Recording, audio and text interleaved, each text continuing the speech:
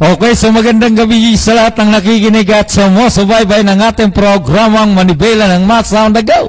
Nandito naman po tayo at magkakasama-sama sa loob ng isang oras para sa opinyon, talakayan, ninaing ng bayan. Tumawag lamang sa 0956-512-2086. Siyempre, dito lamang po yan sa impilan ng Paranaque Net Radio Worldwide. Ano ba yan?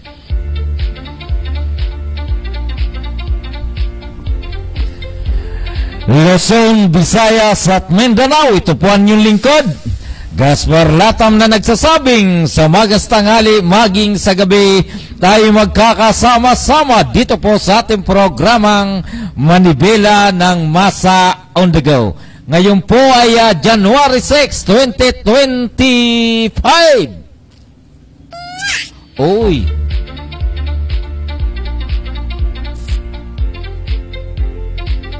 At yung pong ating mga kaibigan dito po sa Metro Manila, maganda po ang panahon. At sa lahat pong mga government agencies naman, at tayo po ay nagkaroon ng tinatawag na regular flag raising ceremony or traditional flag raising ceremony dito po sa lungsod ng Paranaque.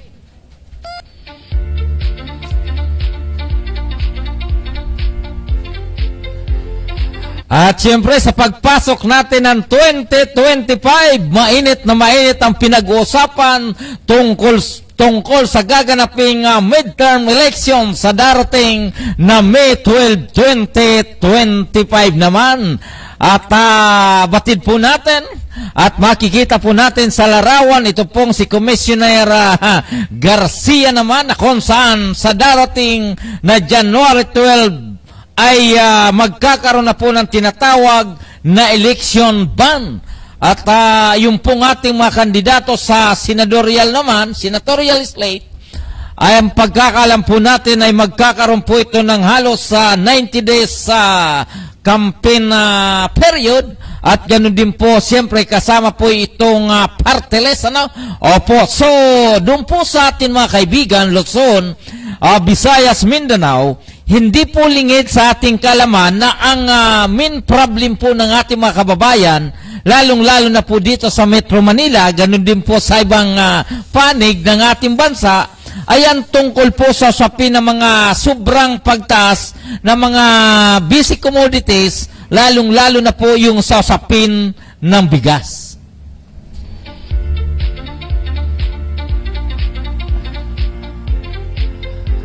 At ganun din po, batid natin na katulad po nung napabalita na yung pong presyo ng kamates na sa kasalukuyan ay umaabot po ng mahigit 300 pesos. At siyempre yung pong gulay, isda, bigas at iba pa ay hindi po malaman kung ano po ang talagang magiging solusyon dito sa sitwasyon na ito, na umaga, tanghali, gabi, araw-araw, 24/7, ay kailangan ng ating mga kababayan. So, nabanggit po natin na every 3 years ay nagkakaroon po tayo ng tinatawag na eleksyon.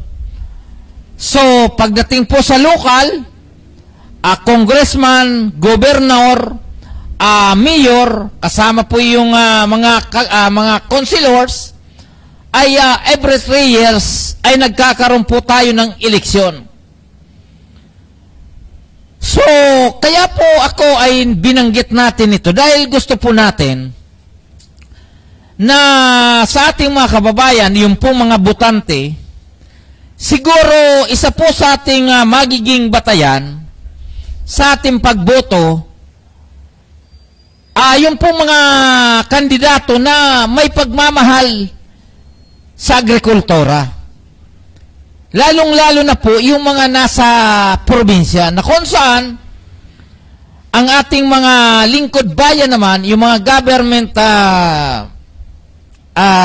executive naman, lalong-lalo na po yung ating mga congressman, mayor, gobernador, or board members, ay makikita na po natin kung nasaan po ang kanilang puso, kung ito po ba ay pro-agriculture or yan po ba ay may pagmamahal sa ating mga magsasaka. Sila po ba ay nakakatulong na sa mga magsasaka doon po sa kanilang komunidad, sa mga barangay. Hangad ko po na sana bigyan nyo po ito ng diin, o sabihin po natin na bigyan po ninyo ito ng timbang, opo, para kung sakaling sila po ang makaupo o sila po ang mahalal sa May election, sana maglaan po sila ng tulong para sa mga magsasaka.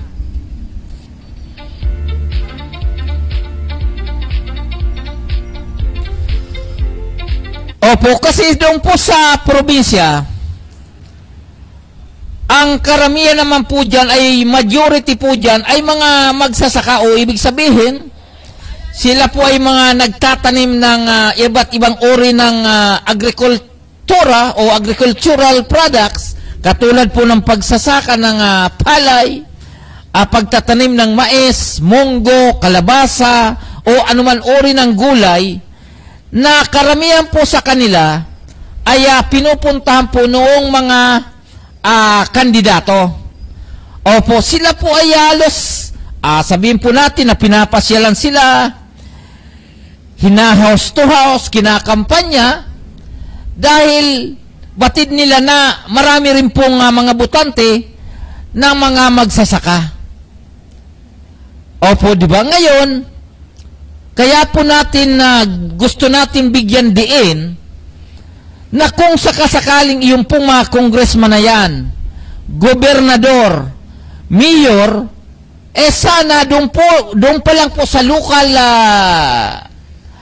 level o doon po sa kanilang allocation sa budget, sana yung pong mga magsasaka ay magkaroon na po sila ng budget para doon na makatulong sa binhi, makatulong sa pesticide, makatulong sa fertilizers, o kaya sa makatulong o sabihin po natin makapagbigay sila ng mga pambungkal ng lupa, halimbawa traktora, tracer, o anuman uri ng technical na equipment, ay malaking bagay na po ito. Opo, kasi ako matagal na rin po tayo sa probinsya. Every now and then na nagkakaroon ng eleksyon, tayo po ay pinapasyalan dahil tayo po ay mga botante. Pero ang problema, pagkatapos ng eleksyon, ni isang binhi, ni isang fertilizer, ni isang pesticide, o anuman uri ng tulong para sa magsasaka, ay tila palagi pong nagkakalimutan. Opo, kasi hindi naman po lingid sa ating kalaman na pagdating sa eleksyon, pagdating sa labanan, palaging pira-pira lagi ang pinag-uusapan.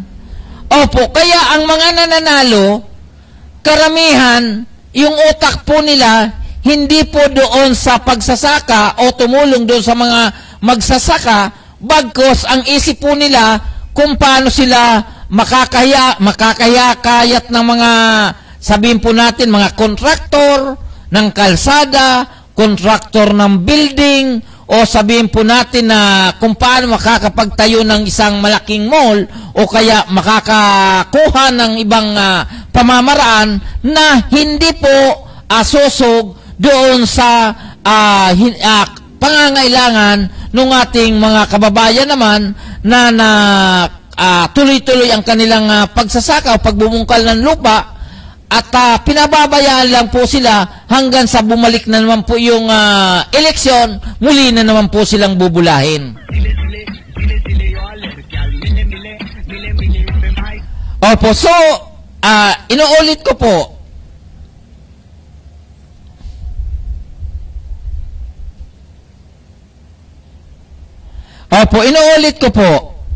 sana ang mahalal po natin sa darating na 2025 eleksyon sa May ay yung pong may pagmamahal doon po sa mga magsasaka. Inuulit po natin. Inuulit po natin kung sino man po sila. Sana sila po naman ay nangangampanya, may mga FB pages po sila. Sana bigyan niyo po ito ng timbang para po hindi naman po totally tuluyan maiwanan ang ating mga magsasaka.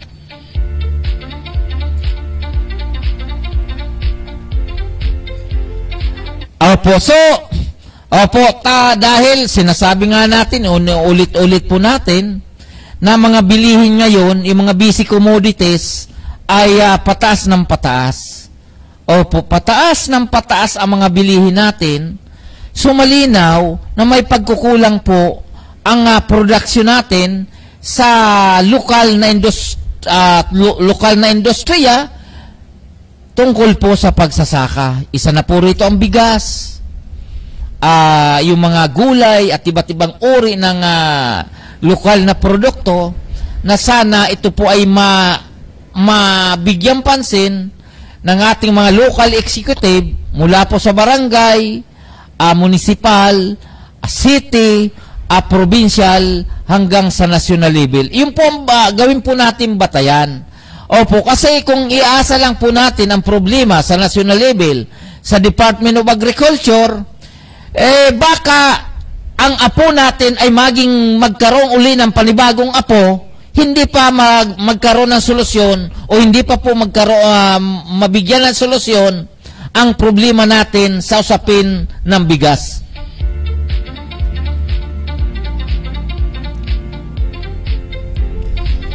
In short, ang ninanais po ng inyong lingkod, sana magkaroon po ng unity na magtulong-tulong ang lahat pong mga nanunungkulan sa ating bansa, lalong-lalo na po yung local executive natin na hanggat maaari tutukan ang mga ito. Iyon naman po ay hindi siguro masama na request po natin sa ating mga butante na himay-himayin po ninyo iyong mga politikong lumalapit sa inyo, hindi po yung actual na pananalita nila, bagkus, magkaroon din po kayo ng tinatawag na background check kung ang taong ito o yung kandidatong ito ay mayroon na pong ginawa na ikakabuti ng mga magsasaka. Dahil otherwise, kung wala naman pong background, pagdating sa inyo, dahil kayo po ay kaharap, puro mga magsasaka, lahat po kayo ay nagtatanim ng kung ano-ano sa bukirin, pagkatapos ipapatawag kayo, pagkatapos sasabihin na kapag kami ay manalo, kapag ako ay inyong mapili, ay tutulungan ko kayo, yun po ay isang may tuturing natin na pambubula lamang.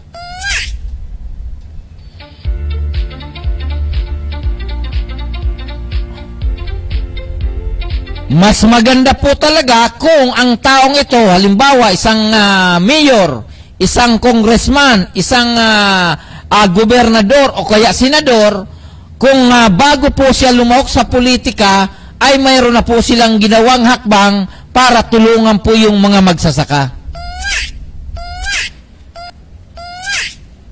Pwede po ba yun? Pwede po ba yun? Dapat himay-himayin po natin na sana yung pong masyadong interesado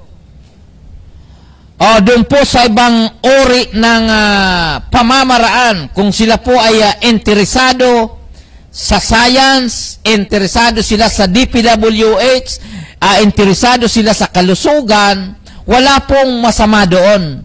Ang atin lamang, sana magkaroon na rin po ng priority ang ating mga kandidato, ganun din po ang ating mga botante, na sana bigyan din yung pong mga kandidato na makakatulong na po sa usapin ng pagtatanim, sa usapin po ng agrikultura. Yun lang naman po ang ating target.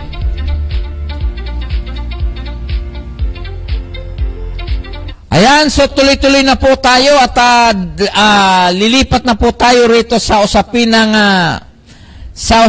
po nung piyesta ng Nazareno, ano? Opo, na kung saan ito po ay gaganapin dyan po sa, siyempre sa Maynila, dyan po sa Quiapo Church naman, at ito po ay gaganapin sa January 9, ano? Oo, January 9 ito, no? Martes. Oh, so, opo, so dati-rati nung tayo po ay hindi pa masyado medyo maano pa ang ating oras, ang ating araw, tayo po ay nakakapag-duty diyan po sa pista ng Nazareno na yan. Tayo po ay nagsisimula diyan sa lugar ng Luneta. Kasama pa po natin yung mga kasama po natin sa Values Formation Spiritual Transformation Martial, na kami po ay pumupunta po dyan tuwing piyesta ng Nazareno. Opo, para maging force multipliers at the same time, yun lamang po lingkod ay naghahatid ng mga sariwang balita. Tayo po ay kumukuha ng mga kaganapan dyan po sa nabanggit na kapistahan, na kung saan minsan na nga po tayong umakyat doon sa sa tulay dahil dati-rati dahil kapag yung pong umarangkada na po yung moving na po ang procession ng ating poong Nazareno, wala na pong sinasanto ang mga dadaanan po nito, kahit sino talagang dadaan at dadaan po ang poong Nazareno. Kaya po ang inyong lingkod ay naipit, tayo po ay umakyat po tayo doon sa tulay, at mabuti na lang tayo po ay hindi naipit, dahil kung tayo po ay naipit, ay napakahirap po, dahil lalong-lalo na po kung ang ating kalusugan ay medyo may kahinaan, mahirap na. Opo, so doon po sa mga devotos, yung po mga pupunta doon, mahirap po kasi sabihin natin na wag na po kayo magdala ng mga bata, o lalong-lalo na po yung mga buntis kung panata nila. Opo, ang akin lamang, kapag may dala kang bata, ilagay mo sa safety na lugar, doon sa alam natin na hindi masasaktan, hindi maiipit. Opo, ganun din po yung mga nanay o yung mga nagdadalang tao. Hindi naman po masama, dahil may mga lugar naman na hindi naman masikip. May mga lugar naman na maluwag. Siguro sabi nga po nila, safety of pangalagaan mo ang sarili mo, na hanggat maaari ilagay mo sa safety lugar kapag kayo po ay pupunta diyan po sa piyesta ng Poong May Kapal diyan po sa Maynila. Opo, so ang pananampalataya po kasi mahirap kontrolin, mahirap diktahan o pigilan, dahil yung po ay paniniwala ng sagradong sakramento naman, lalong-lalo na po bilang isang sagradong politiko. Ayan, di ba? Good evening po, Sir Gaspar, mga listener po ninyo sa lang malinaw ng ating city. Ang kinumpirma ng NBI na si Parañaque District 1 Councilor Aspirant Ronald Joseph Katunaw ng Federalismo ng Pilipinas. Opo, so maraming salamat po diyan sa update mo, na kung saan ito po ay kumpirmado nga po diyan po sa ating lungsod ng Parañaque, na ito po ay nag-file sa COMELEC bilang City Councilor ng District 1. Ito pong pangalan na inyo pong nabanggit. So maraming salamat po sa info. Ito pong kay Salim Tuka Suharto. Regards ko po kayo.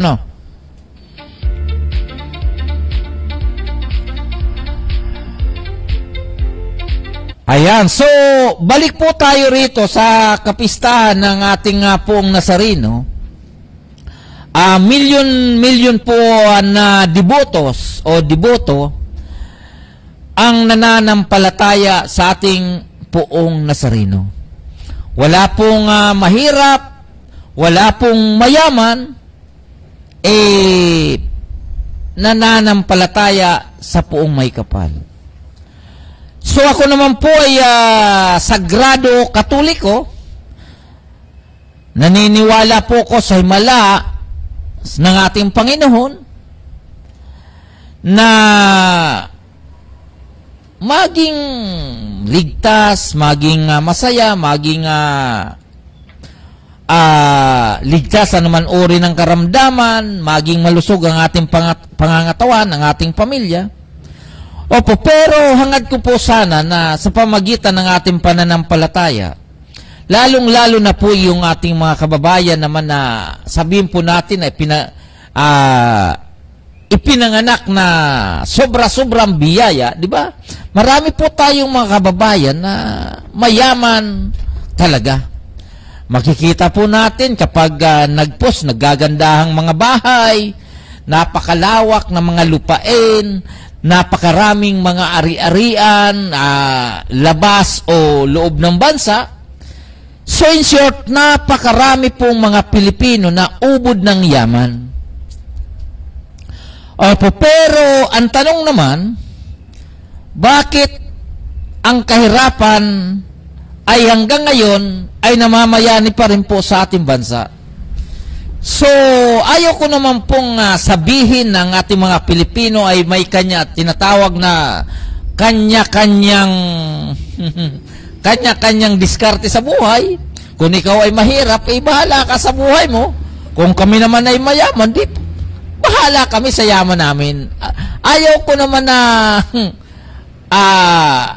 sabihin po natin, ayaw ko naman nasusugan ang ganyang pananaw sa buhay. Opo, dahil ang yaman naman, kapag tayo po ay kinuha ni Lord, is instantly, maraming nawawala na kahapon, kausap po, kinaumagahan, hindi na humihinga.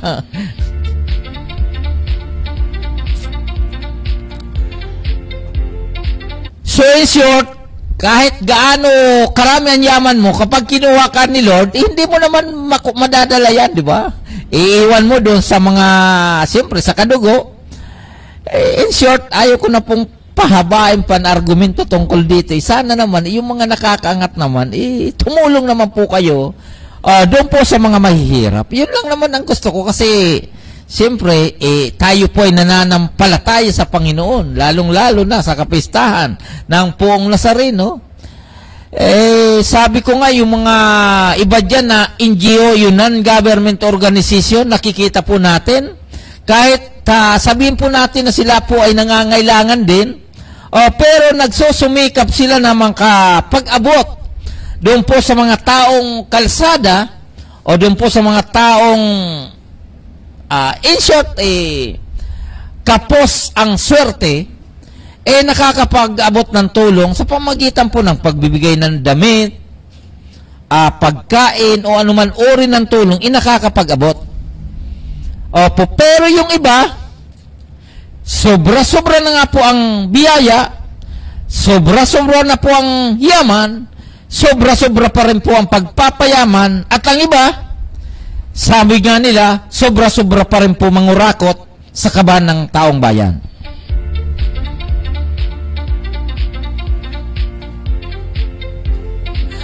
Diba? So, hindi po ano yan, hindi po malayo. Ano po ba ang, sabi nga po nila, logic, kapistahan ng Poong Nazareno, binabanggit mo yung tungkol sa pangungurap. Kung ikaw naman ay laging nagsisimba, nananalangin, pagkatapos ang gawa mo naman ay taliwas doon sa itinuturo ng Biblia, bahala na sa iyo si Lord. Siya naman na nagbigay sa iyo ng buhay. Kapag binawian ka naman ng Panginoon, palagay ko, huli na ang lahat.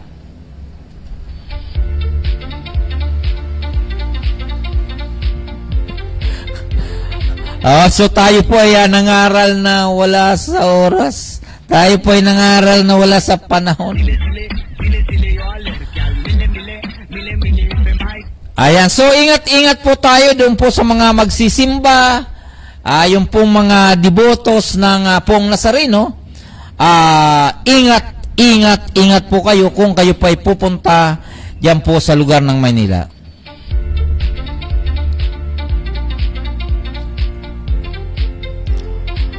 Ayan, tuloy-tuloy na po tayo sa ating mga kababayan. Ng oras po natin ay ganap ng alas 8:54 ng gabi. Opo, siyempre, regards po natin ang ating kaibigan. Ito pong taga San Valley, na ito pong si Mr. Nolito Boyles, diyan po sa lugar ng Santa Ana, San Valley, Parañaque City.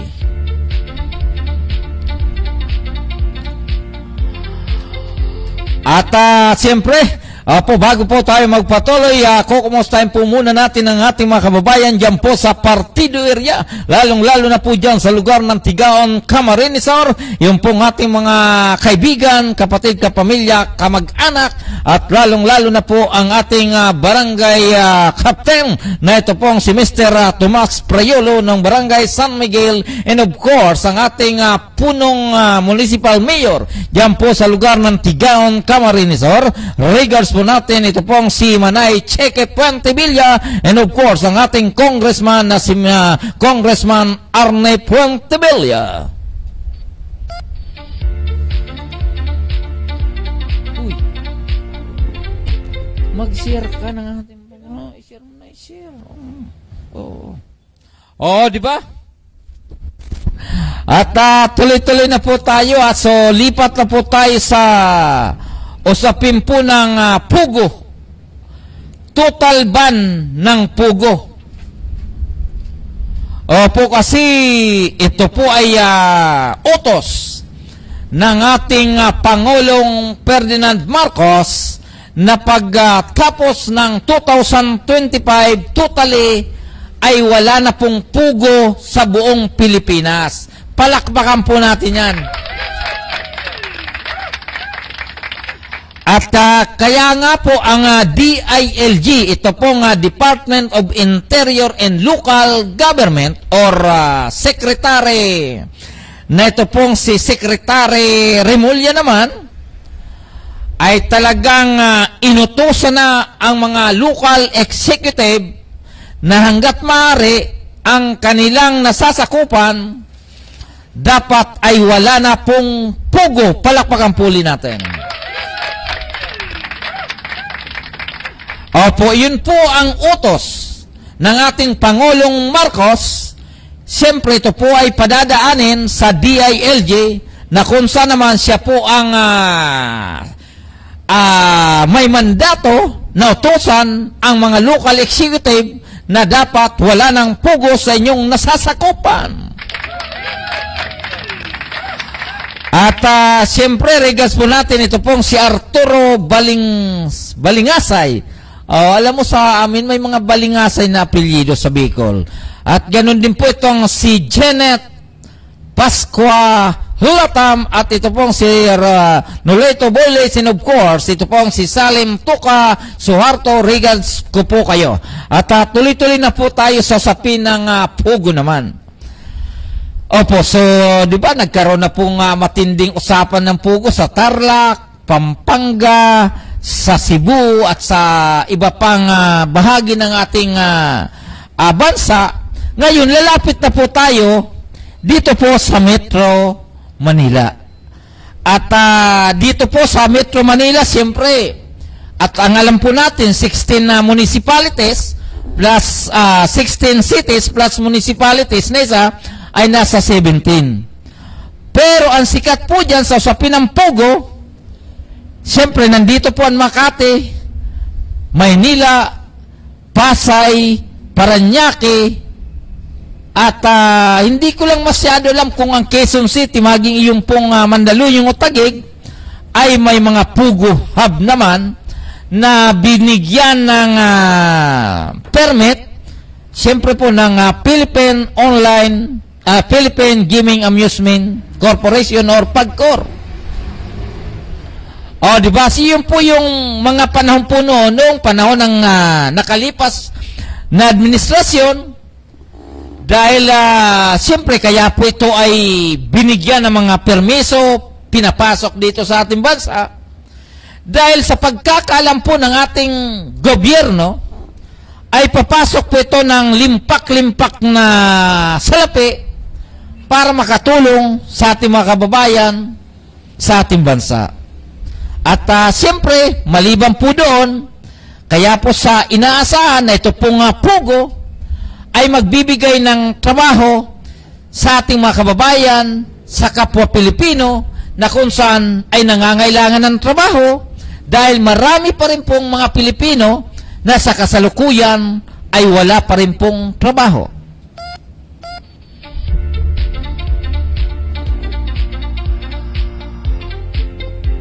Opo, yun naman talaga ang pinakamin objectives ng pugo na yan.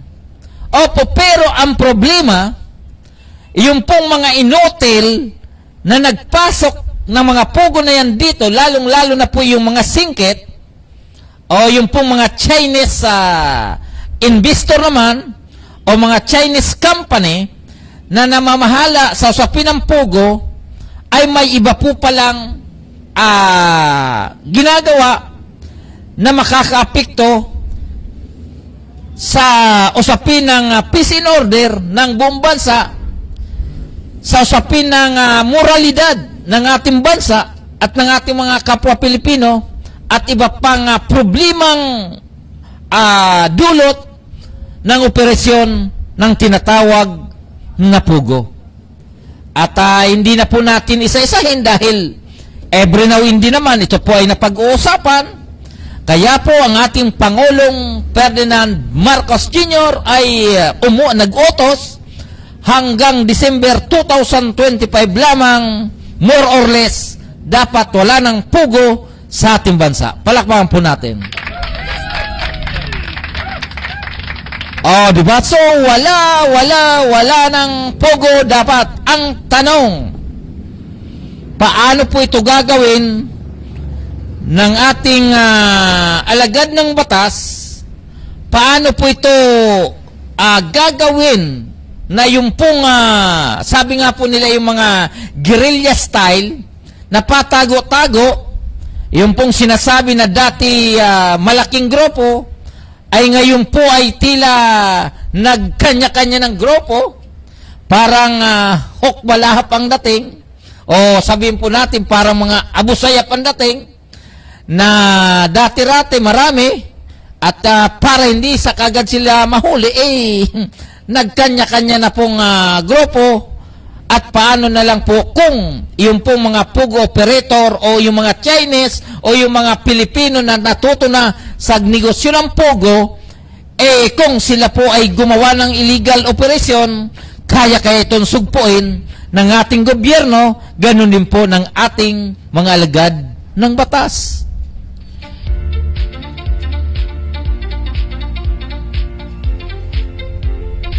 Ito po naman ay katanungan lamang kung ang illegal na operasyon ng pugo ay kayang sugpuin ng ating gobyerno o ng ating mga alagad ng batas. Dahil hindi naman pulingid sa inyong kalaman sa usapin ng online, dahil sa talagang ang ating mga technical o sabihin po natin ng ating communication ay talagang matindi na po ang pamamaraan, ay inaamin naman nila na medyo may kahirapan na sugpuin ito. Opo, pero hindi dapat na hindi masugpo, dahil kung sila po ay illegal na nag-operate, nagpapatakbo ng pugo, ay nisingkonduling malamang wala nang papasok sa gobyerno.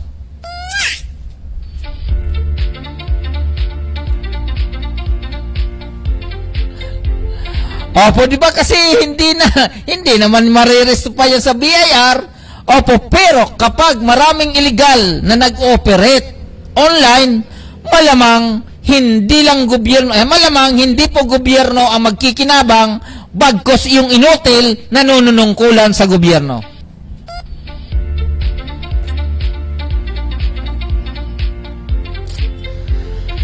Di ba kasi ang illegal itong online sabong, illegal yan pagkakalam natin. Opo, pero bakit? Sa cellphone ko nga may pumapasok, may nag-aalok na tumaya sa online.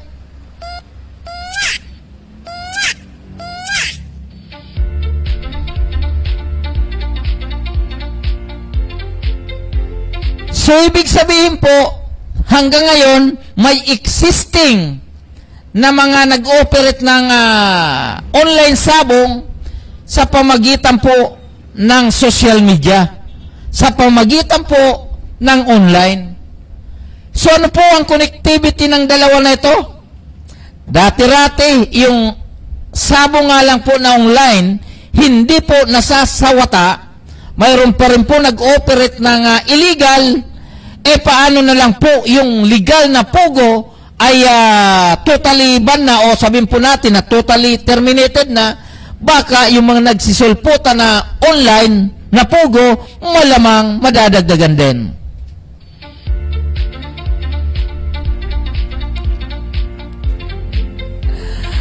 Diba? So, ganun po ang magiging setup. Opo, at ang problema po nito, wala nang kita ang gobyerno, pero malamang may kikita na nakadikit sa gobyerno.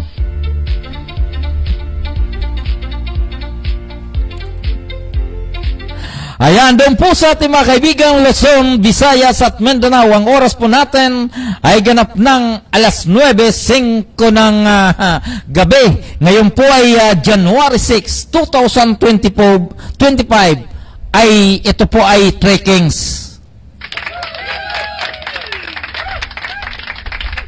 At kanina po ang inyong lingkod ay may mga bumati sa akin dahil ang pangalan po ng inyong lingkod ay makikita po natin sa screen. Hindi ko na po babanggitin kasi parang pangmalakasan ang pangalan, ano?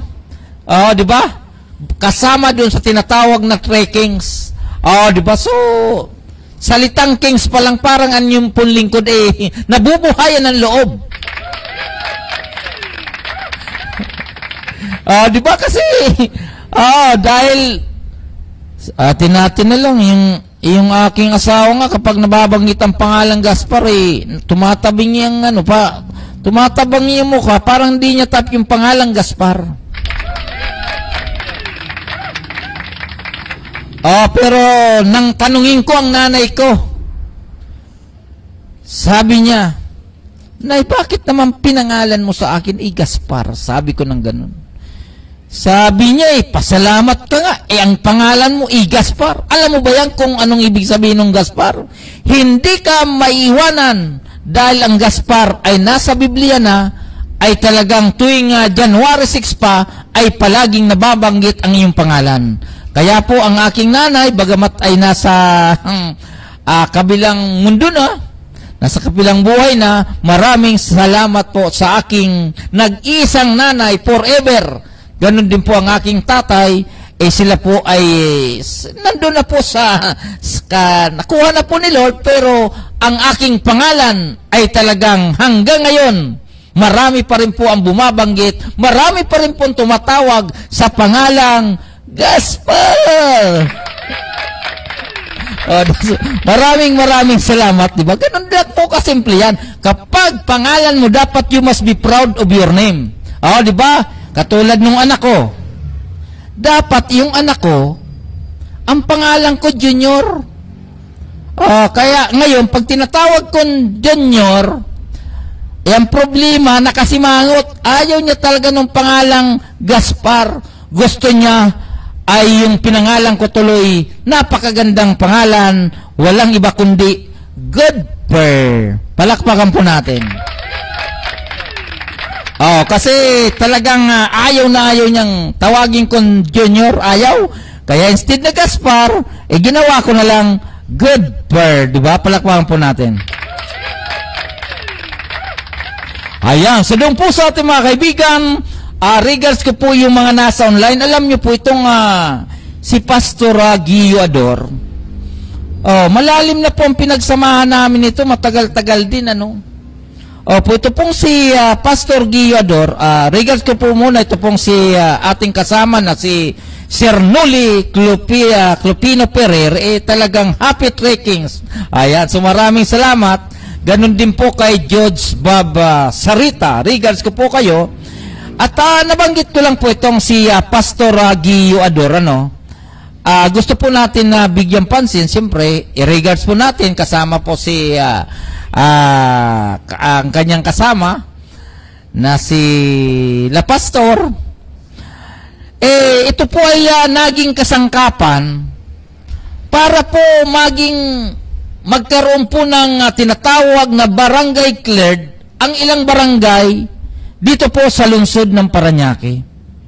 Sila po yung magagaling na facilitator nung mga panahon na walang tumatanggap sa walang bayad na pagtuturo doon sa mga tinatawag na PWDs, person with use of drugs.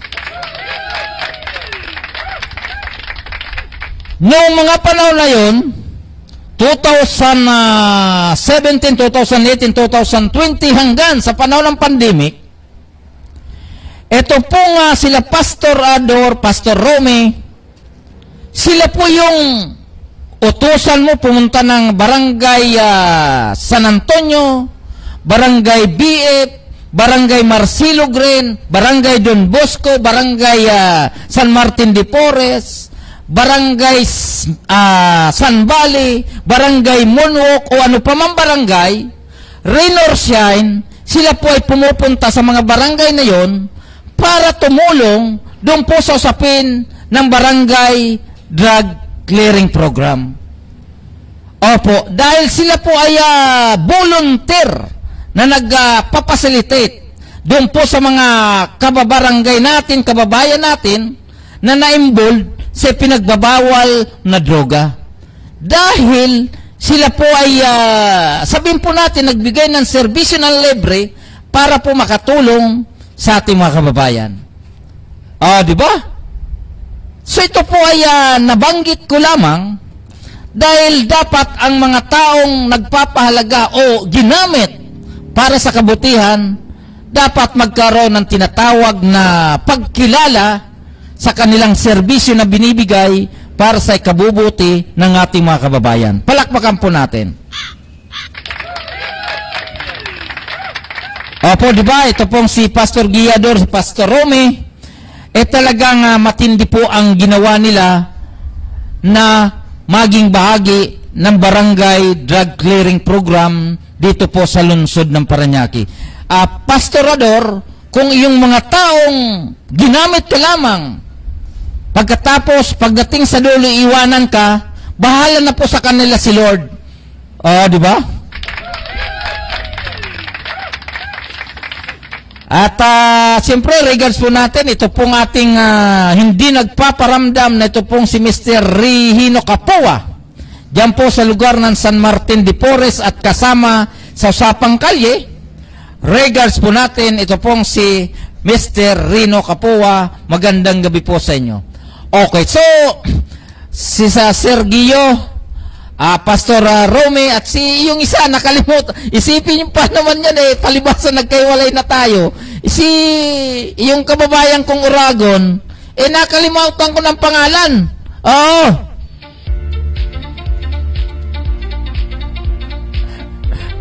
Opo. Pastor Gia, yung kababayan kong taga San Isidro, ano na po bang pangalan nun? Pag talagang, minsan medyo nagkakaedad na po ako, no? So, yung po ang tatlong mosquiteros na yan, ay malaki pong ambag ng mga iyan sa lungsod ng Parañaque sa panahon ng tinatawag na Barangay Drug Clearing Program of the City of Parañaque. Di ba? Kaya po kung sa kasalukuyan, ang lungsod ng Parañaque ay tinatawag na city drug cleared na. Opo, ito pong tatlo na si Sir Guiador, si Sir Romy, at si Sir Odilon, sila po ay bahagi ng mga ito. Opo, hindi po ito pwede na lang nasabihin isa puwera dahil ang mga certificate of appreciation ng mga ito ay talagang makapal ang mga certification nito na nagpapatunay na sila po ay naging bahagi ng tinatawag na Barangay Drug Clearing Program dito po sa lungsod ng Parañaque. Palakpakan po natin ang tatlong ito. Pastor Guillador, Pastor Romy, at ganoon din po si Pastor Odilon. Sana mabuhay kayo hanggat gusto nyo. Ayan, di ba? Pwede po ba yun? Pwede po ba yun? At siyempre, ako, wag yun, yung iba po dyan na, yung pong ibang masyadong, sabi nga po nila parang kumakain ng apoy. Wag niyo po ako masyadong bibigyan ng hangin. Dahil kilala ko kayo. Dahil kapag madiligan kayo ng tubig, aywan ko ang apoy ninyo kung saan mapupunta.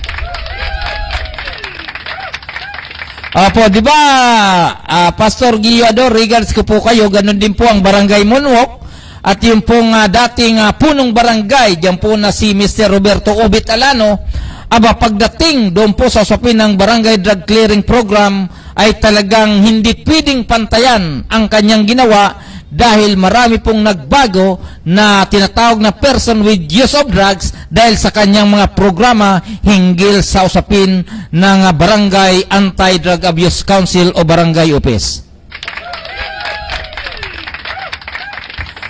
Ayan, so regards ko po kayo, babalik na po tayo ha. Ito pong si Rino Kapua, Mr. Kapua, please minsan drop by ka sa studio at may pag-uusapan tayo. Nung nakarang araw, inano kita, piniim kita, hindi ka nagpaparamdam, ha? Okay, so babalik na po tayo sa usapin ng pugo na yan.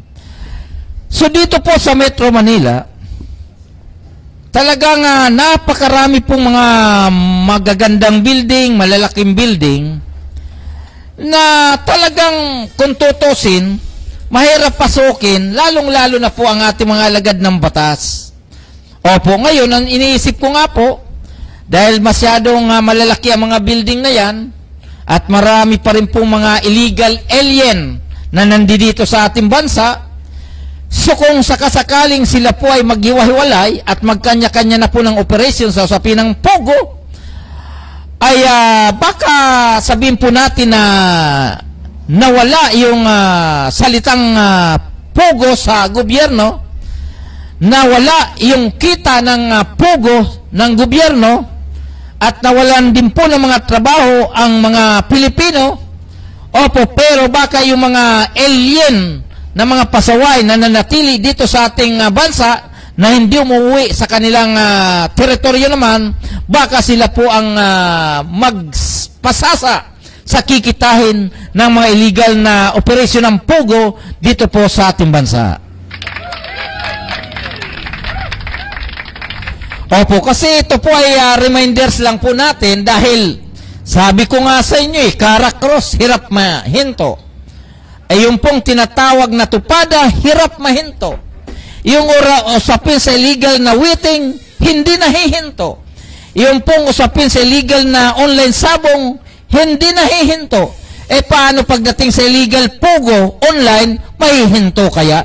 Yung po ay mga katanungan na dapat bigyan diin ng ating mga local executive, ganun din po ng ating mga mini uniform, para naman maging fair doon po sa ating bansa, na kung sila po ay gagahasain ng illegal na operasyon ng online sa pamagitan po ng online na sabong, online casino, online Pogo, sana naman ang ating mga alagad ng batas ay maging klaro dito, para naman ang ating mga kababayan ay hindi tuluyang mabaon o malulong sa tinatawag na online gambling. Ayan, so yung po ay ating nasabi lamang, yung po ay ating nabanggit dahil napakahalaga po, dahil maganda po rito. Oy, Godper, bakit nandiyan kayo, Godper? Hindi mo sarado yan. Ang ingay. Dahil, kaya po nabanggit po natin, dahil ang mga Pilipino po, mga bata, nakakatanda, lahat na po tayo may cellphone. May mga cellphone na po tayo na kung saan lumalabas ang iba't ibang uri ng icon sa ating cellphone na kung saan nandoon po yung pag-aalok nila ng iba't ibang uri ng illegal na online gambling. Katulad po ng casino, sinasabi nga po nila na legal po ito, pero ang problema, paano po ito nalilimitahan? O ano po ba yung mga, yung tinatawag na pamamaraan para yung mga estudyante? Halimbawa, yung pong elementary, high school pa lamang na mga nag-aaral pa po sila, paano na lang po kung sila po ay na-inganyo o naikayat na yung apps na yun ay lagay doon po sa kanilang cellphone, every now and then sila po ay aalokin na maglaro sa online, ano na po ang magiging kinabukasan po nila na baka yung 100, 200 o kaya 50 pesos na supposed to be ay magiging baon na lamang, baka po ito ay maitaya pa sa online operation ng any kind of gamblings.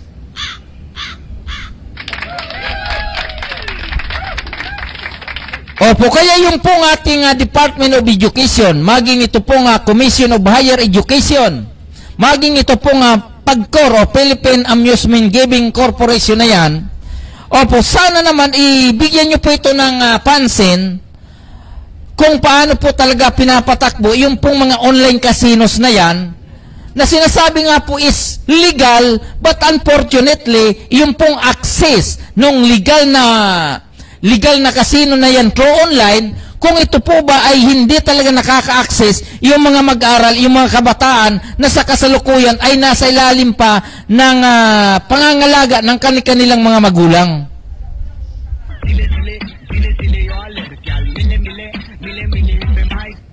Opo, di ba ito po ay sinasabi natin? Kasi ang inyo pong lingkod every now and then ay inaalok po kung ano-anong ori ng apps para install doon sa akin cellphone, pagkatapos lalabas yung mga paingganyo niya, yung pangikayat na maging mag-install noon at every now and then maglaro. At ang mabigat po rito, inuulit ko na nga po yung ating mga mag-aral, yung mga estudyante mula po sa elementary, high school, senior high hanggang sa kolehiyo, ay sila po ay nalululong na. At maliban po rito, yung pong ating mga men in uniform, ay tila sila po ay, sabihin po natin, na sila po ay naglalaro na online, na, sabihin po natin, ito po ay bahagi ng laro, pero ang katotohanan po nito, bottom line, ay isang uri ng online gambling naman.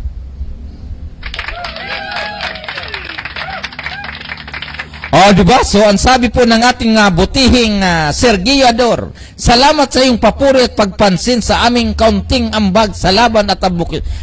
Actually po, Sir Guiador, ito po ay hindi maliit na ambag. Diba? Dahil ang ginawa po ninyo ay hindi po kayang gawin ng iba. Hindi po kayang gawin ng iba na sila po ay maging facilitator doon po sa mga biktima ng droga. Ang iba nga po dyan, Pastor, ang totoo niyan, ang iba po dyan ay may sweldo na, ay gusto pa rin po nilang rumakit o gusto pa nilang kumutong para kumita.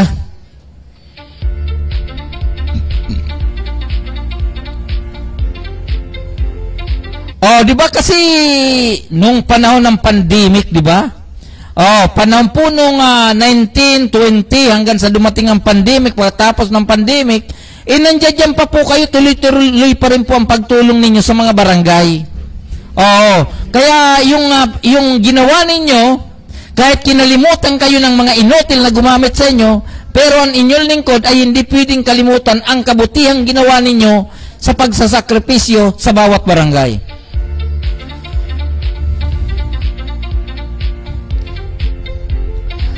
Ayan, so doon po sa ating mga kaibigan at regards din po natin ang ating kasama na ito pong si Bishop Jerry de los Reyes na nasa online at siya po ay isang bishop at alam po niya kung ano po ang sinasabi ko tungkol po sa usapin ng Barangay Drug Clearing Program na maging facilitator ay isa pong sabihin po natin na hindi po simpleng trabaho na kung saan itinaya po ninyo ang inyong sarili para makatulong doon po sa tinatawag na person with use of drugs.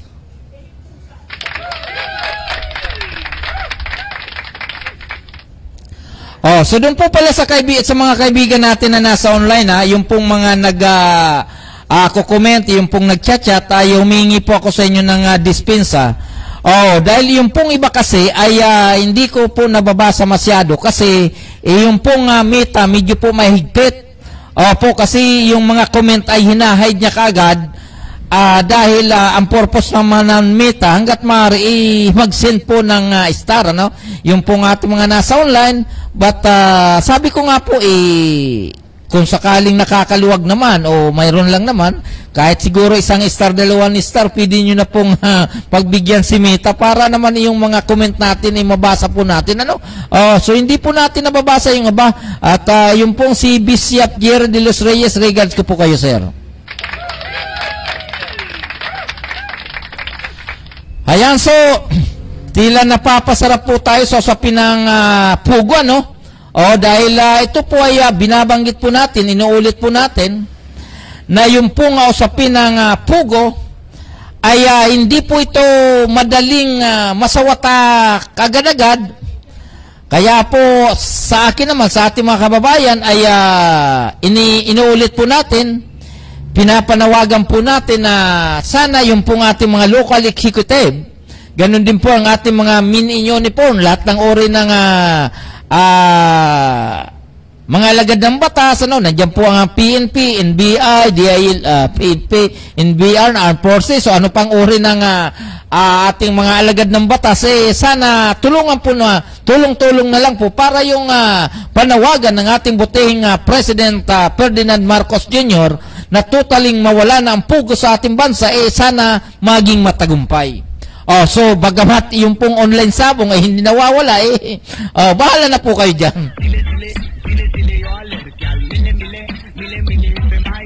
Diba? So, ganun lang po yan, ganun lang. So, so doon po sa ating mga kaibigan, Luzon, Visayas at Mindanao, ang oras po natin ay ganap ng alas 9:26 ng gabi.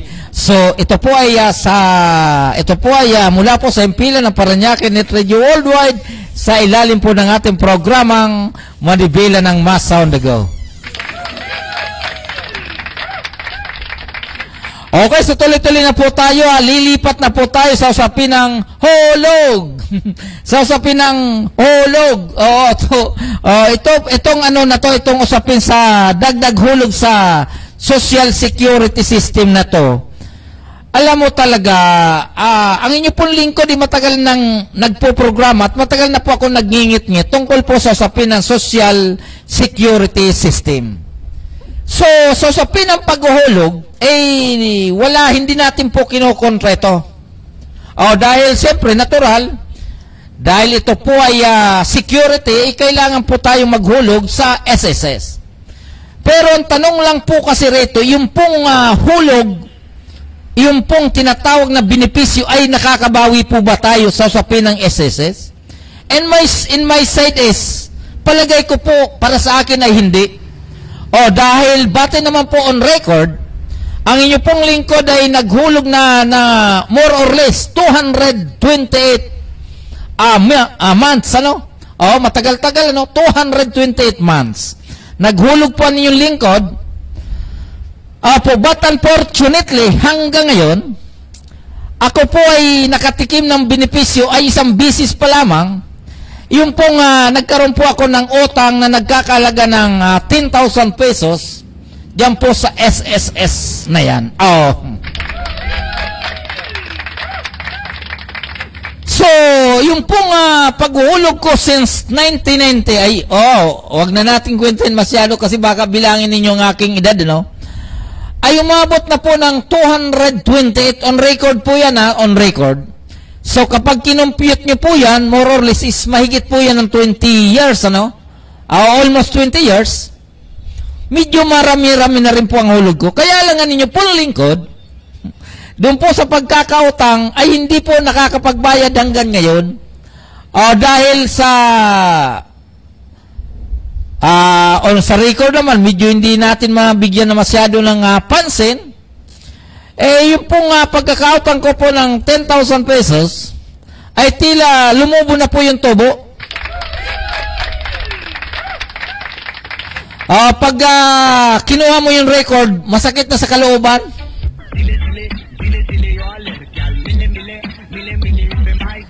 Maloob na po sa kalooban dahil pira mo naman yung hinira mo, pero yung tubo, sobra-sobra.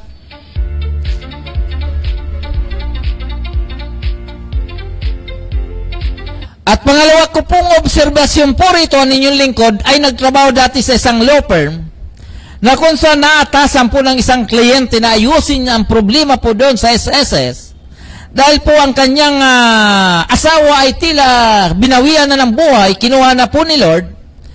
Sabi niya, 2 taon na po ako naglalakad ng SSS na yan, ng benepisyo na yan, hanggang ngayon ay hindi ko pa rin napapakinabangan.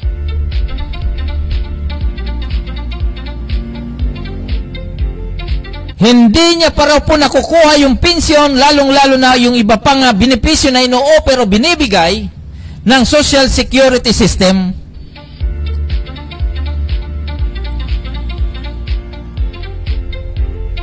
Kaya po ang inyong pong lingkod ay dumaan sa tamang proseso. Pila-pila tayo doon sa isang SSS branch, diyan po sa Rojas Macapagal Boulevard.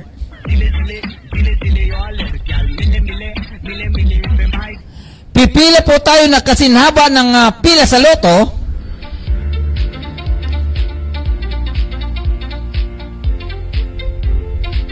Para po ayusin ang problema ng aming kliyente. Kaya lang pagdating mo po doon sa pila, pagkausap mo na po yung this officer o yung nasa information, yung kausap mo, iba't ibang uri ng dokumento ang hahanapin sa'yo. Pag wala nung isasabihin, bumalik ka na lang at kunin mo yung dokumentong pinapakuha sa'yo.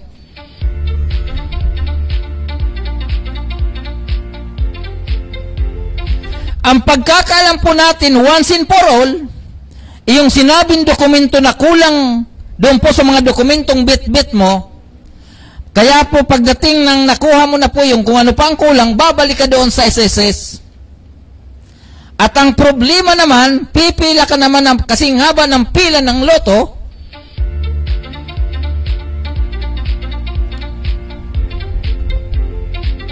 kapag kaharap mo na naman yung kausap mo, panibagong kausap, kapag may nakita na naman na koskos balongos, kulang na naman daw ang iyong dokumento.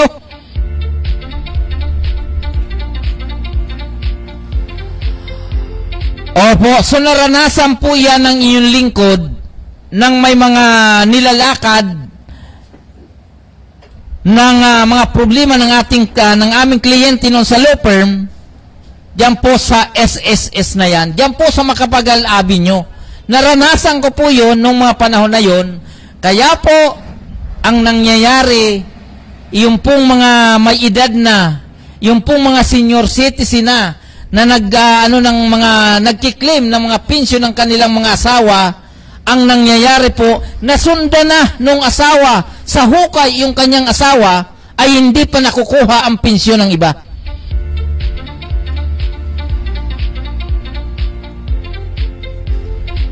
Opo, nangyayari po yan sa SSS. Opo, ngayon, kapag wala na po yung naglalakad, wala na yung dalawa, ang tanong saan mapupunta ang pera ng mga yon?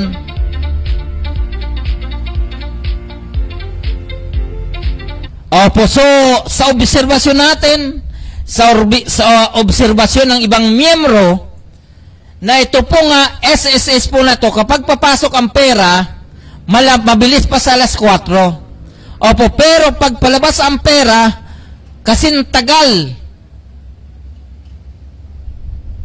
ng patak ng ulan.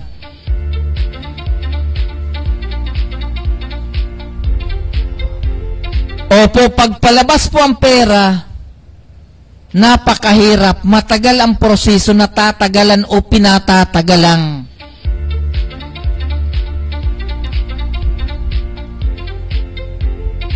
Opo, so yun po ang obserbasyon po natin dyan sa SSS po na yan. Kaya, siguro, pag bago ang presidente ng SSS na yan, bago yung tawag dyan, di ba, bago namamahala.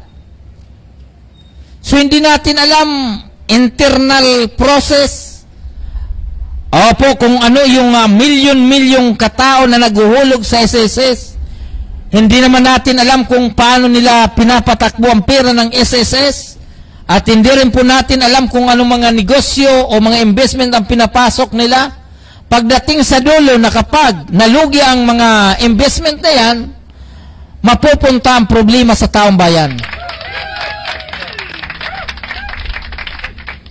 Opo, so, ang akin lamang inuulit ko, hindi po tayo against doon sa pagbabawas o kakaltas ng SSS sa ating pamamasukan. Ang akin lamang po siguro, kung kayo po ay marunong maningil sa SSS, sa mga miyembro ng SSS, sa mga company na miyembro ng SSS, sana marunong din po kayo maglabas ng pera kaagad kapag kailangan ng miyembro.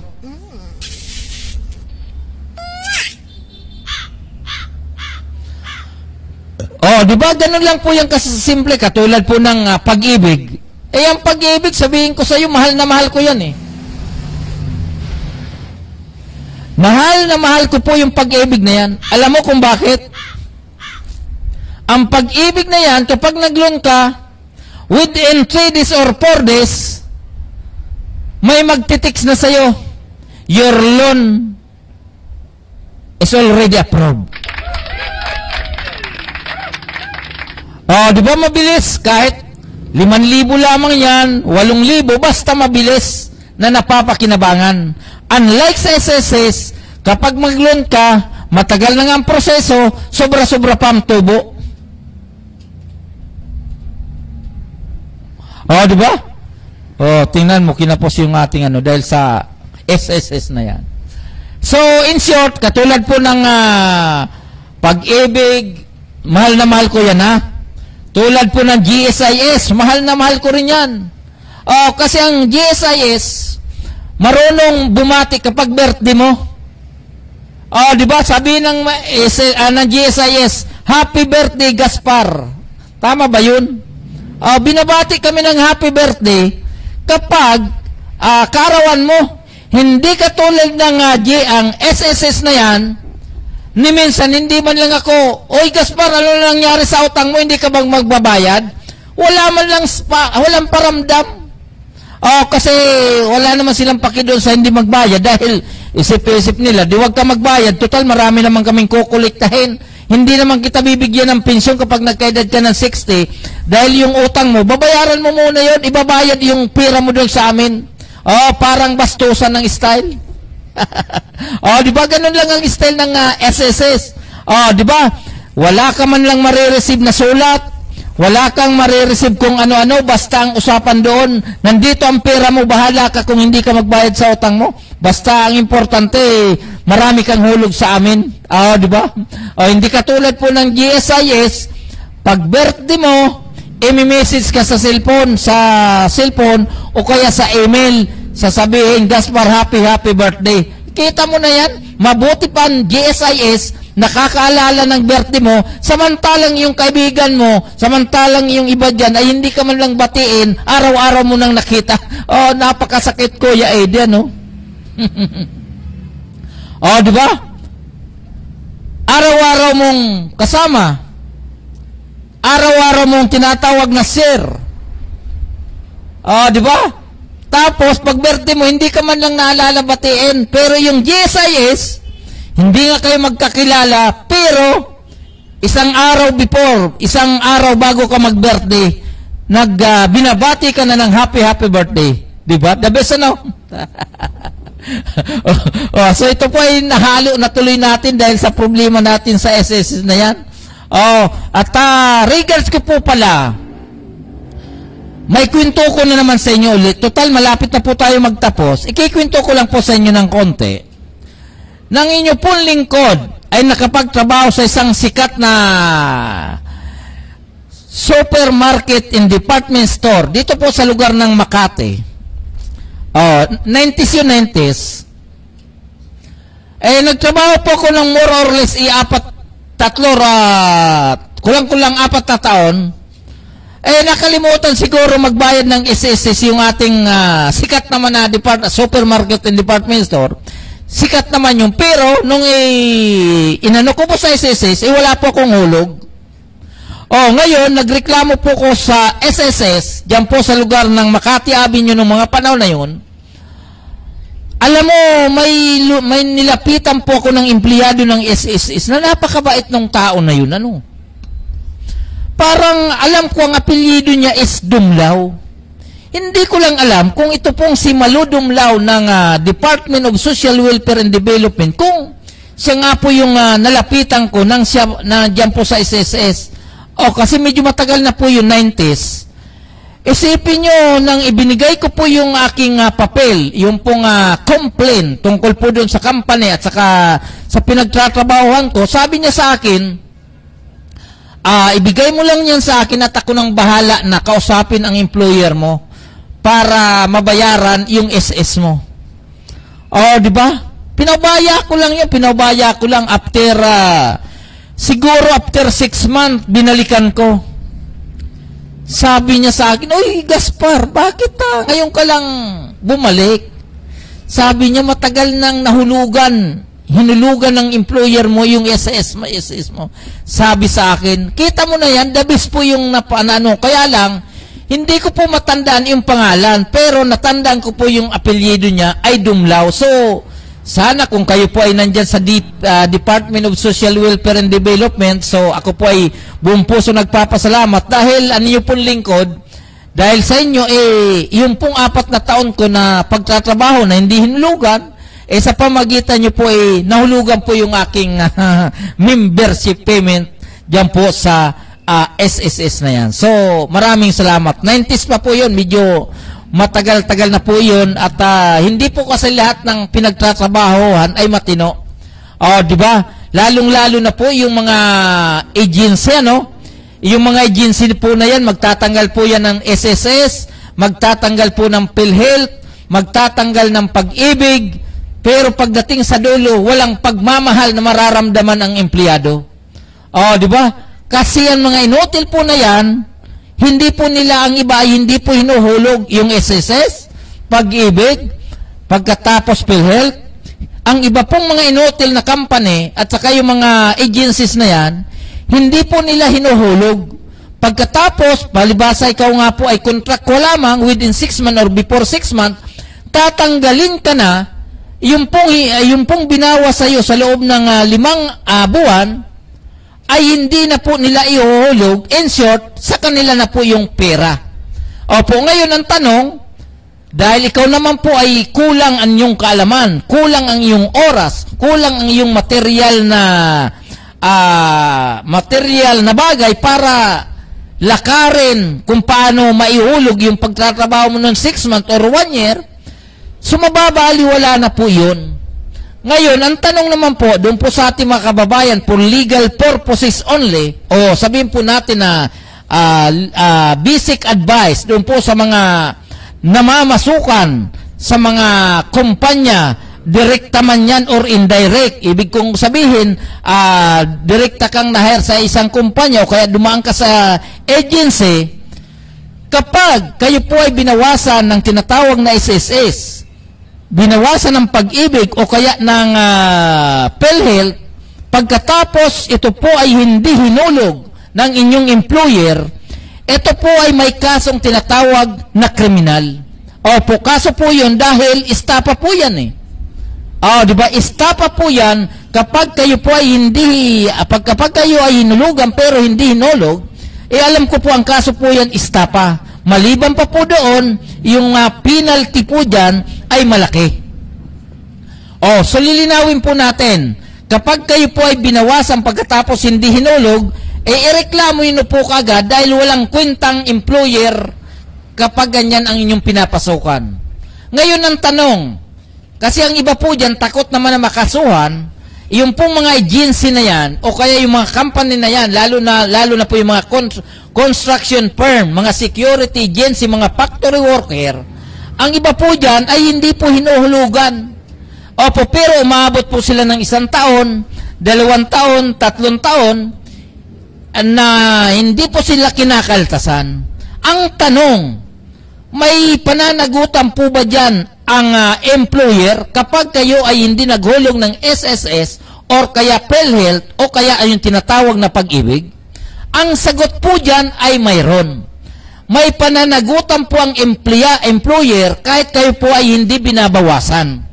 Dahil sinasabi po ng batas, batay na rin po sa orientation ng Department of Labor and Employment, maging ng SSS o ano pang ibang uri ng government agency na may kinalaman sa usapin ng trabaho, ang sabi po dyan, hindi obligasyon ng empleyado na tanggalan sila po ng hulog ng SSS, kundi obligasyon po ng employer o yung tinatawag na company. Opo, so yung po ay batay po yan sa itinatadhana ng ating batas sa usapin ng paggawa. Hindi po obligasyon ng empleyado o namamasukan na sila po ay bawasan ng hulog, bagkos ay obligasyon ng employer o ng company. Yun po ang malinaw dyan. Ngayon ang tanong, Sir, ako naman po ay 3 taon na nagtatrabaho sa hardware. Ako naman po ay 3 taon na nagbabantay sa bakanting lote bilang security guard. At ako ay umalis na. Ngayong umalis na po ako nung nakarambuan. Pwede ko pa ba silang ireklamo sa SSS? Pwede ko pa ba silang ireklamo sa pag-ibig para habulin yung hindi nila paghulog sa akin? Ang sagot ay oo. Pwede nyo pa rin pong habulin kahit hindi kayo hinulugan o hindi kayo kinaltasan ng employer na yan o ng kumpanya na yan, ay pwede pa po kayo magreklamo para bayaran yung 3 taon yung pagtatrabaho doon po sa kanilang kumpanya. Oh, di ba? Ang tanong, totoo ba ang sinasabi nyo? Ang tanong, ang sagot ko po dyan, totoo. Ngayon, kung hindi po kayo kumbinsido sa akin sinabi, may mga public attorneys, public na abogado naman dyan, yung public attorney's office, o may mga kilala po kayong abogado o yung mga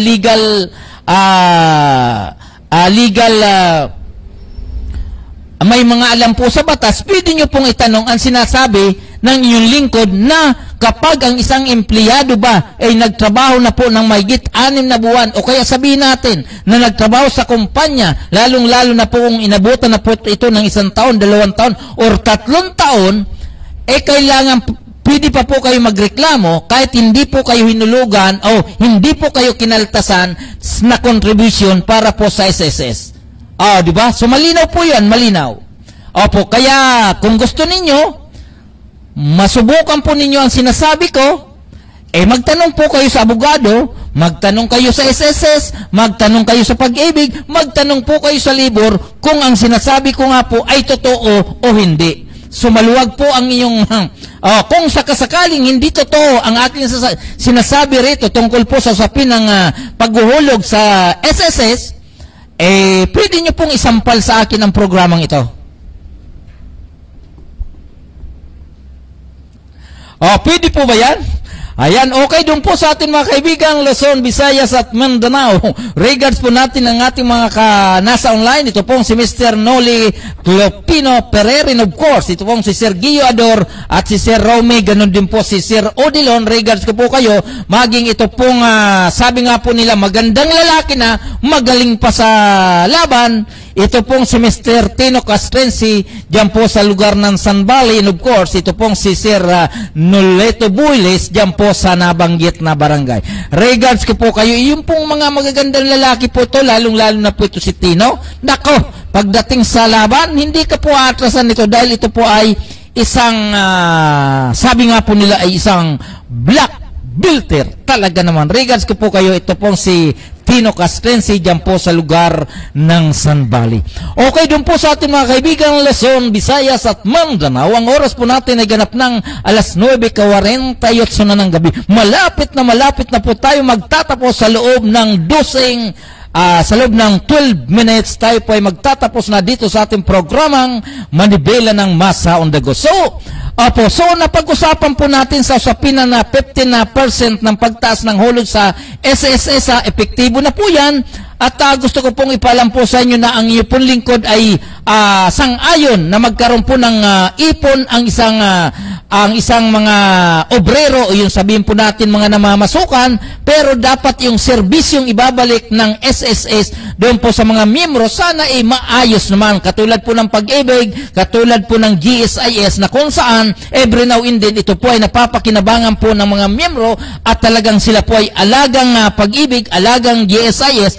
Sana maging katulad din po ito ng SSS na kung saan ni minsan hindi ka man lang makumusta, hindi po katulad ng Pag-ibig at ng GSIS na kapag birthday mo, nauna pa pong bumati sa iyo. Di ba? O sana ganun po ang maging balik ng serbisyo ng SSS na yan, na sana makatulong po talaga sa mga miyembro, lalong-lalo na po sa oras ng pangangailangan, sa oras ng emergency. Sana nandiyan po kayo, hindi lang po sa oras ng paniningil para sa kontribusyon ng bawat miyembro at ng bawat employer naman. Ayan, so diyan po magtatapos ang ating mga issue ngayon. Iyon pong ating usapan sa yung tinatawag na election ban, at ganoon din po sa usapin ng mga kandidato na pro-agrikultura, at ganoon din po sa usapin ng piyesta ng Nazareno diyan po sa Maynila, and of course yung pong total ban ng tinatawag na POGO, ganoon din po yung tinatawag na pagtaas ng hulog sa Social Security System. Okay, doon po sa atin mga kaibigan, ang oras po natin ay ganap ng alas 9:50 ng gabi. Dito lamang po yung sa impilan ng Paranaque Net Radio Worldwide. Opo, sana yung pong ating mga kaibigan na hindi ko pa po na babati, so regards ko po kayo. At ang sabi nga po, paano i-share sa FB yung ano ba naman yun, no? So, at doon po sa ating mga kaibigan, regards ko po kayo, yung Philippine Digital Media Society, yung pong ating makasama sa Philippine Digital Media Society, regards ko po kayo, sa panguna po ng inyong lingkod. Ganun din po ang ating makasama, ito pong ating Vice President for External Affairs, ito pong si Dr. Nel Silvan na nagkita kami kanina dyan po sa City Hall, and of course ang ating Vice President for Internal Affairs na ito pong si Dr. Edward Perez, and of course ito pong ating Bishop Jim Matondan, ito pong si Chief Freddy Lopez, Chief Jean Osorio, ito pong sila Jean Wander Villarin, yung pong ating mga director. Regards ko po kayo, at bukas magkakaroon po tayo ng first meeting para sa 2025 diyan po sa Figaro naman, diyan po sa lugar ng Walter Mart, Barangay San Isidro. And of course, ang ating po mga kasamahan sa Philippine, dito po sa Paranaque Net Radio Worldwide, mula po sa Unit 1 hanggang Unit 8, regards ko po kayo, at ganun din po ang ating kasama na nasa online, ito pong sila Tino at saka sila Noli Boyles, at saka si Tony Pere, at si Noli Perer, regards ko po kayo. Sana ito pong sila Tino at saka sila Noli Tobo naman, pwede po muli tayong bumalik sa ating unit. So bukas po ang ating grupo naman para maging at least magkaroon tayo ng bonding every now and then, kahit paano magkita-kita tayo. At ganoon din po ang ating mga kasamahan sa Public Information Office of the City of Paranaque, and of course, regards po natin ang ating City Administrator Attorney Volter de la Cruz, at ganoon din po ang ating City Congressman, ito po sa 1st District Congressman Edwin Olivares, and of course naman ang ating buting Mayor Eric Olivares, ganun din po ang buting Vice Mayor Juan Villapuerte with the City Councils. Ganun din po ang ating mga kaibigan dyan po sa lugar ng Valenzuela, sila Sister Prese, sila Ma'am Nida, at saka sila Sir Ed Carduna, ang ating boss naman sa People's Monitor, and of course at ang Mide. Ganun din po ang ating mga kaibigan dyan po sa lugar ng Kamanaba area, itong kasama po natin sa Hanap Buhay, ito pong sila ang ating pong sila Charlie Soriano at yung pong ating mga kaibigan sa Kamanaba Press Corps. Regards ko po kayo. Ganon din po dito sa lugar ng Rizal sa panguna po nila Sir Nats Alporte at yung pong sa Quezon City. Regards po natin sila Edward Tan, and of course ito pong sila Joey Sulante at iba pang kasama natin sa ating mga kasama po natin sa hanap buhay dyan po sa nabanggit na lugar.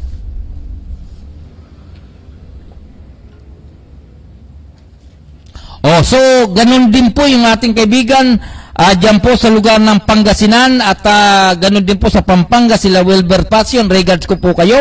At ganun din po sa bahagi ng dito po sa tinatawag na Calabarzon sa Cavite, Laguna, Batangas. Regards ko po kayo. Ito sila sa Miss Elsa Obispo. Ganun din po sila Koy Laura. Maging dyan po sa Lalawigan ng Quezon. Ito pong si ating kasama na si Miss Kabahog naman dyan po sa lugar ng Quezon. At doon po sa atin mga kaibigan, pagpasensyahan nyo na po, lalong-lalo na po dyan po sa Bicol Region, yung pong ating mga kababayan dyan po sa lugar ng San Jose at saka yung ating Batch 87 na kung saan ang ating batch naman o batchmate na sa kasalukuyan ay principal sana, but unfortunately siya po ay nasa banig ng karamdaman dyan po sa lugar ng tagas sa San Jose Camarines. Na ito pong si Principal Mercedes Cuerdo. Saan magpagaling po kayo at ganoon din po siyempre ang ating mga kasama diyan po sa Batch 87 diyan po sa Partido area. Regards ko po kayo. At ganoon din po siyempre ang ating mga kasamahan dito po sa ating mga kapulisan dito po sa mula po sa Sub-Station 1 hanggang sa Sub-Station 8 at ganoon din po sa PNP headquarters sa panguna po ng ating Chief of Police. Ito po si Police Colonel Melvin Montante, and of course naman ang ating buting punong barangay ng diyan po ng San Dionisio, ito pong si punong barangay Ibail Olivares, and of course ang ating punong barangay ng Don Bosco, ito pong si Mr. Mario El Jimenez at 10 ng kanyang mga kasama. Kasama po ang ABC President, ito pong si punong barangay Noel Haplos ng barangay San Isidro. Okay, doon po sa atin mga kaibigan, ngayon po ay January 6, 2024. Ngayon po ay 2025. Ngayon po ay Lunes at bukas po ay January 7. At birthday po pala ng nag-iisa kong nagpatibok ng aking puso bukas. Talagang kantahan po natin, Mr. Chairman, ng happy birthday. Ito pong si Janet Latam ay birthday niya bukas, January 7. Sana pagpasok ng iyong edad na, ilan na ba edad ni 36? 35? Hindi ko masyado kabisado ang niya. So sana pasok ng January 7, sana ang wish ko, sana maging malapit tayo sa Panginoon at matuto tayong magbasa ng salita ng Diyos para ang grasya ay dumaloy sa ating tahanan at dumaloy sa ating pagsasama. Okay ba yon? Okay ba yun? Okay, so doon po sa atin mga kaibigan, inuulit ko po yung mga nasa online, regards ko po kayo, Tino Castrense, Noli Boyles, Guiador, at then of course, ito pong si Noli Clopino Ferrer, at ganoon din po si Bishop Jerry de los Reyes. Binabati ko po kayo ng magandang gabi. Dito lamang po yan sa ating programang Manibela ng Masa Ondagu, Luzon, Visayas at Mindanao. Ito po ang inyong lingkod, Gaspar Latam, na nagsasabing sa umagas tanghali, maging sa gabi, tayo magkakasama-sama dito po sa ating programang Manibela ng Masa on the Go. Bye-bye! God bless us all! Bye-bye!